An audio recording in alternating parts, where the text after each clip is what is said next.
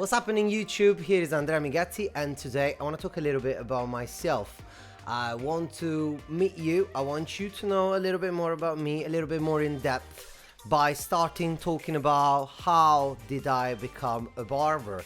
How did I start cutting hair, and where this passion came from? I started developing my first interest in hair probably when I was at nursery, because I was the blonde kid, the blonde one. Hair is making me special. I always found it a distinctive feature for people, and I think that's the first approach with hair, where I start to think, do you know what, I really like hair.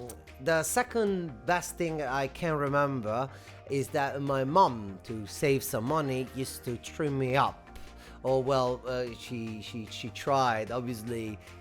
She used to just touch up the barber job, and she used to give me that bowl cut look that was super fashionable in 90s.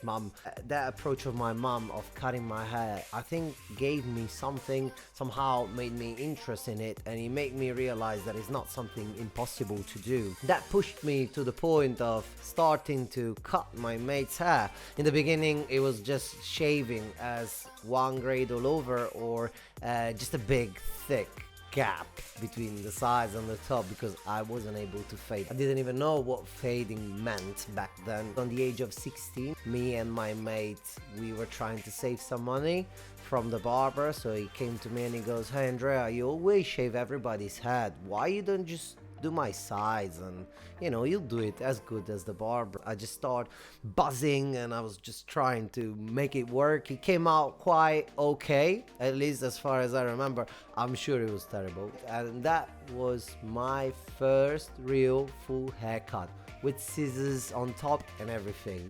That guy called all his mates, all his football mates, and I started to charge 5 euros per haircut. And that just evolved from 5 euros in my garage to 10 euros in my flat. And I proposed my parents to become a barber. They all thought I wanted to choose barbering because it was the easiest way.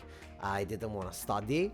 And it was true, I never wanted to study, and I wanted to make some money, but they didn't let me. So I started studying something completely different, something called industrial maintenance, which I never really liked. After that, I did try at the age of 18 to work in few shops. I was working after school before going to work as a waiter, because I've done loads of different jobs in my life.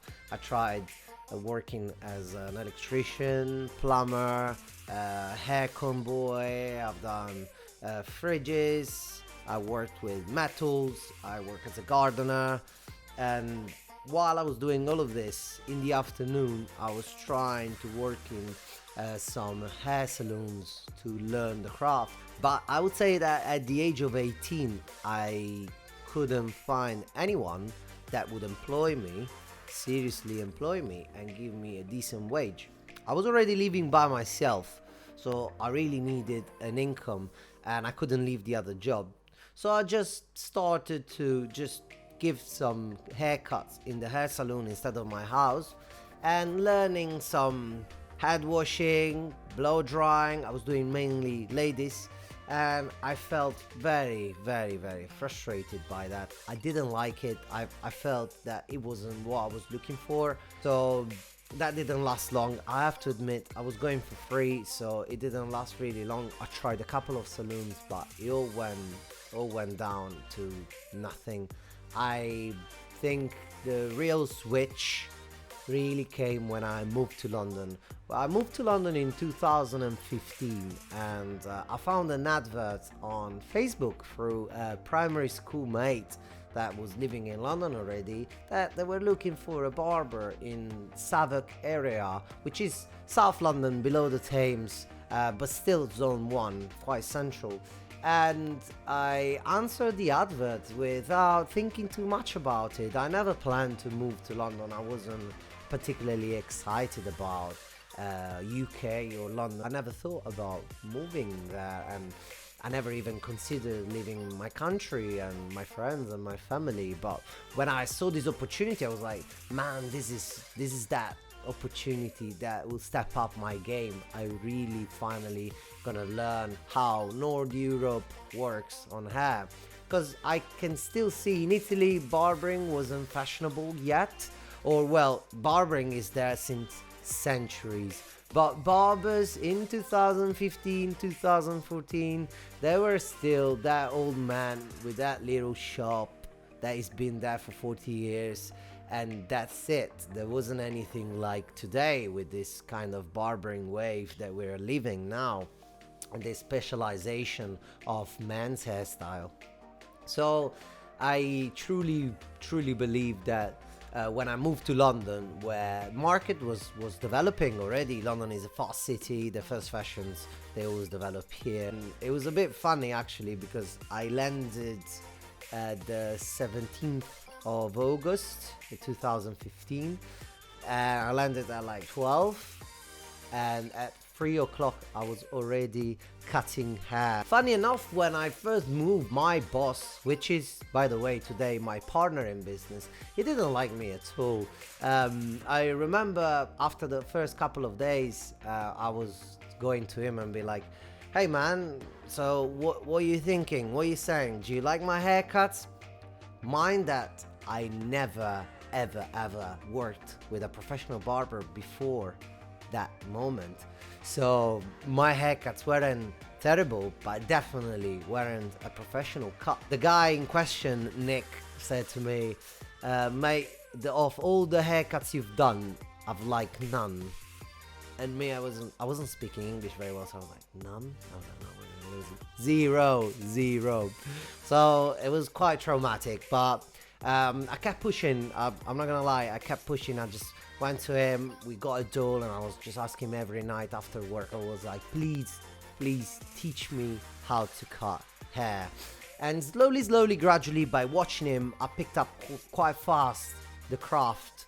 And after a few months, I was fully on working independently in his shop. One thing I didn't mention is that the first month in London, I slept in the barber shop. I didn't have money. I was coming from Italy. I was coming from some holidays. I had 200 euros in my pocket. I didn't even have British pounds in my pocket. So it was really scary. I'm not gonna lie. I thought, oh my God, this guy is gonna let me go. I'm gonna be homeless in London. I was already checking for tickets. I was like, man, I have to find a ticket cheaper than 200 euros because I'm not gonna be able to afford that. But in the end, overall, it worked out really well. Worked in London for the whole 2016. After 1 year in London, I felt like I had to go. I think I wasn't ready. I wasn't prepared to be in London. It was something that I kind of rushed just because I saw an opportunity and I didn't want to miss it. I think I definitely wasn't prepared for the London reality. I was too young, and I had different realities in Italy. So I flew back to Milano, where I stayed for another year. Bullfrog was one of the most known barbershop in Italy back then. Was one of the first opening in such a great location, central Milano. So it was kind of cool for me working for them, but I didn't feel fulfilled anymore. I felt like I was stuck in this Italian environment where pretty much that was it. That's the haircut you're gonna do. This is the fades you're gonna do. This is how you're gonna work the rest of your years. And I felt like I needed a little bit more. And that's when I moved to Miami just for 3 months. And I worked over there in another salon as a barber. Unfortunately, lasted only 3 months for visas reasons. It's really hard to get in the United States and get a permit, which I tried, by the way, and it didn't go through well, but that's a story for another time. And so while I was waiting a visa from the United States to go there, it was April 2018. I just decided to come back to London and just say hello to some friends and enjoy a little bit the London environment, which in the meantime I missed a lot. I mean, London, I feel like London is the center of the world, right? It's just a place where you want to be at least once in your life. If you try the London lifestyle and you open your mind, it's not easy, or it's not as easy as you might think to just go back to your old habits. Some people do, I couldn't. So I just came back again, I felt home again. And that's when I decided to pursue my career here and to invest with my partner in business, which is Nick, the guy I started to work with in 2015. And we opened Raven Barbers after 1 year of my arrival in 2019. Today is 3 years and a few months that we've been open here at Raven Barbers. I'm quite proud of it. We're happy, we like it, we've got a cool environment, and we're doing fine. We're doing really fine. We've been through hell with COVID like everyone, but we're doing really fine. So I would say is all for today. Please don't hesitate. Ask me any question about whatever I said. Comment below what pushed you to become a barber and your story. I want to hear it from you. If you like the video, please put a like, subscribe, and comment below what would you like to hear from me next. For today, it's all. Thank you for watching, and I'll see you soon. Stay tuned, guys.